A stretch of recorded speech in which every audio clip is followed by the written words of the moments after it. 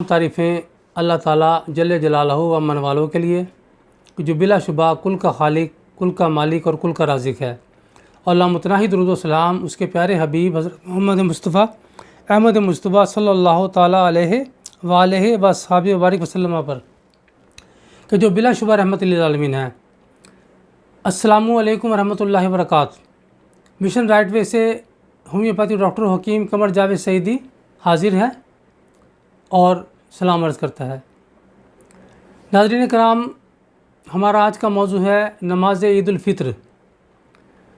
नमाज ईद उल फ़ित्र असल में वाजिब नमाज है और वाजिब का जो दर्जा है वो फ़र्ज़ के बाद आता है और वाजिब का अदा करना भी बहुत ज़रूरी है। तो नमाज ईद उल फ़ित्र क्योंकि साल में एक बार आती है, इस वजह से नमाज़ पढ़ते हुए ना बहुत से लोगों को कुछ गलतियां हो जाती हैं, कुछ मिस्टेक हो जाती है, भूल जाते हैं असल में।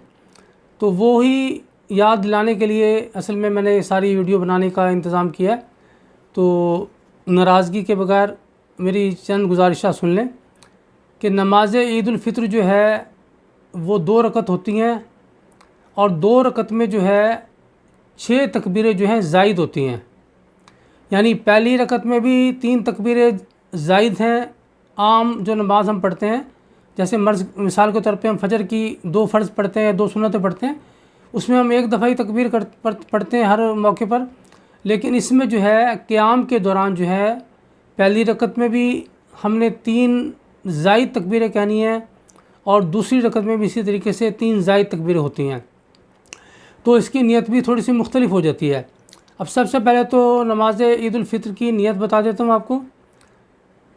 ईद उल फ़ित्र की नमाज की नीयत करने का तरीका यह है कि आप सबसे पहले तो इमाम के पीछे खड़े होंगे और आप कहेंगे 2 रकात नमाज वाजिब ईद उल फ़ित्र, 2 रकात नमाज वाजिब ईद उल फ़ित्र माँ यानी ज़ायद 6 तकबीरों के,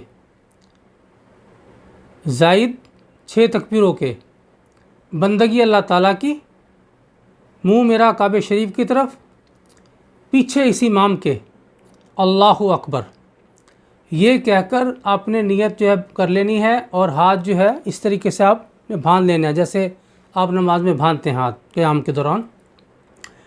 अब इमाम साहब जो हैं वो सना पढ़ेंगे जो हर नमाज में पढ़ी जाती है, सुबहानक अल्लाहुम्मा, ये सना पढ़ेंगे। सना पढ़ने के बाद इमाम साहब कहेंगे अल्लाहु अकबर, यानी पहली तकबीर कहेंगे जो ज़ायद हमने पढ़नी है। अब इसमें भी कुछ लोग ऐसा करते हैं कि वो तकबीर कहते तो हैं, हाथ भी उठाते हैं, लेकिन कुछ लोग ऐसे खाते तो हाथ उठा लेते हैं, कुछ ऐसे करते हैं, कुछ ऐसे करते हैं, कुछ ऐसे करते हैं।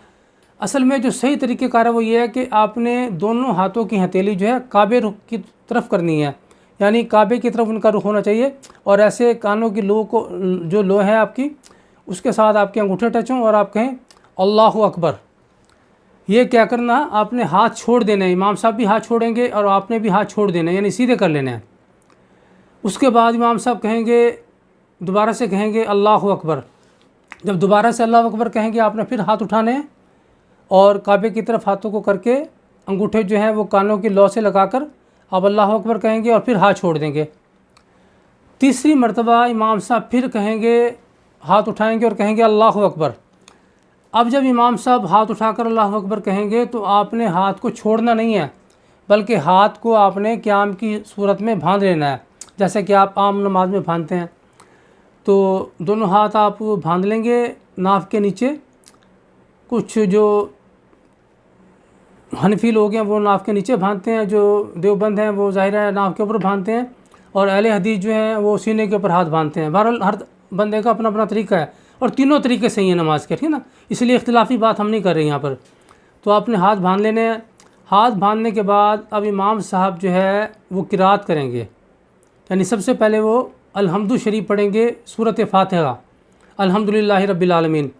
ये सूरत मुकम्मल करने के बाद फिर वो कोई एक और सूरत मिलाएंगे, कोई भी सूरत मिला सकते हैं, या कुरान मजीद की 3 बड़ी आयतें जो हैं वो पढ़ेंगे।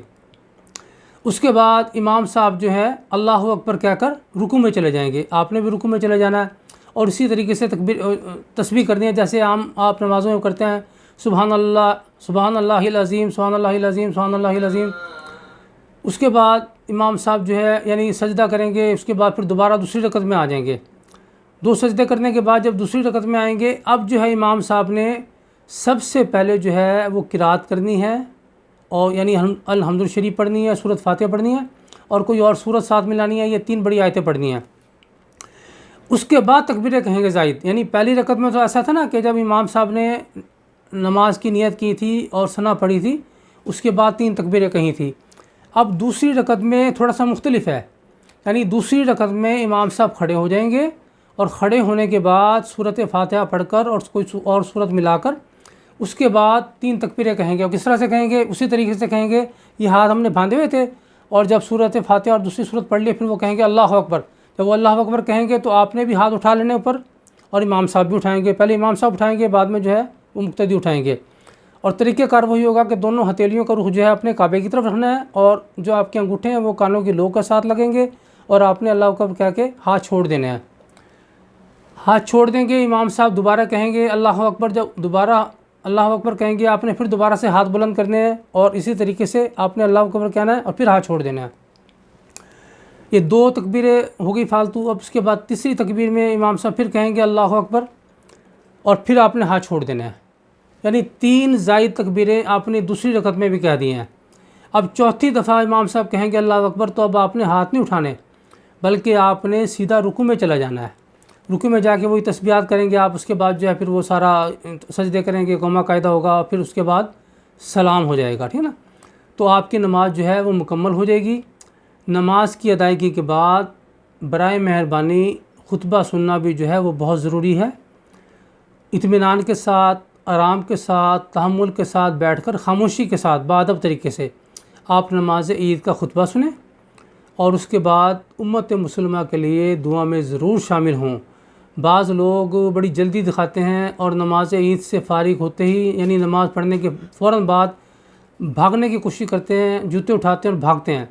تو یہ بھاگنے سے ویسے بھی منع کیا گیا ہے، اور خطبہ سننا بہت ضروری ہے۔ پھر خطبے کے بعد دعا جو ہے وہ عبادت کا مغز ہے، اور نماز عید اصل میں اللہ کے شکرانے کی نماز ہے۔ جو 30 دن آپ نے روزے رکھے ہیں، اللہ تعالیٰ نے آپ کو توفیق عطا فرمائی، آپ اللہ کی رحمتوں میں رہے، آپ نے عبادات کی، اور اللہ تعالیٰ اپنے حبیب کے صدقے سے انہیں قبول فرما لے، تو اس کے لیے آپ نے دعا کرنی ہے کہ یا اللہ تو نے ہمیں جو 30 دن کا موقع دیا یا 29 دن کا رمضان شریف میں موقع دیا، اور ہم نے روزے رکھے، تو ہمارے روزوں کو قبول فرما۔ ہم نے اگر زکوٰۃ ہم پر واجب فرض تھی، ہم نے زکوٰۃ ادا کی، اس کو قبول فرما، اور اللہ تعالیٰ ہم نے جو صدقہ فطر دیا اس کو قبول و منظور فرما، جو صدقہ خیرات مزید کیا اس کو قبول و منظور فرما، اور ہمیں صحیح معنوں میں ایمان کامل کی دولت سے مالا مال فرما دے۔ یہ دعا کریں اپنے لیے آخرت کی دعا کریں، دنیا کی دعا کریں، اپنی ترقی کی، کامیابی کی، کامرانی کی دعا کریں، اپنے والدین کے لیے دعا کریں، اپنی بیوی کے لیے دعا کریں، اپنے بچوں کے لیے دعا کریں، اپنے بہن بھائیوں کے لیے دعا کریں، دوستوں عزیزوں کے لیے دعا کریں، رشتہ داروں کے لیے دعا کریں، ہمسایوں کے لیے دعا کریں، ملک کے عزیز پاکستان کے لیے دعا کریں، کل امت مسلمہ کے لیے دعا کریں۔ تو یہ دعا جو ہے بہت ضروری ہے۔ جب امام صاحب دعا کر رہے ہوتے ہیں تو بہت سارے لوگ آمین کہہ رہے ہوتے ہیں، اور نہ جانے ان میں سے کوئی اللہ کا ولی بھی ہو، تو بعض دفعہ ہم جیسے گناہ گاروں کی دعا نہ بھی قبول ہو تو ان کی وجہ سے، کیونکہ قبولیت اللہ تعالیٰ فرماتا ہے اجتماعی طور پر، تو ہماری دعائیں بھی قبول ہو جاتی ہیں۔ تو اس لیے دعا میں لازمی شامل ہوا کریں، دعا میں آمین کہیں، اور دعا سے فارغ ہو کر پھر بھی بھاگنے کی کوشش نہ کریں، بلکہ جو مسلمان آپ کے بھائی قریب کھڑے ہوئے ہیں ان سے آپ عید ملیں، یہ بھی ثواب کی بات ہے۔ آپ کی محبت بڑھتی ہے، دل سے عداوتیں دور ہوتی ہیں، تو آپ ان سے عید ملیں، مصافحہ کریں، مصافحہ کرنا بھی سنت ہے۔ آپ سینے سے لگائیں اپنے بھائیوں کو، مسلمان بھائیوں کو، بغل گیر ہو جائیں ان کے ساتھ، اور اس کے بعد امام صاحب سے بھی ملیں، مؤذن سے ملیں، پھر اس کے بعد آپ نے نماز سے پڑھ کر رخصت ہونا، اپنے گھروں کی طرف جا سکتے ہیں۔ تو اسی کے ساتھ اجازت چاہتا ہوں، فی امان اللہ۔ اپنا بہت سارا خیال رکھیں۔ پاکستان زندہ باد، افواج پاکستان پائندہ باد۔ نماز پڑھتے رہیں اپنے لیے، اپنی آخرت کے لیے۔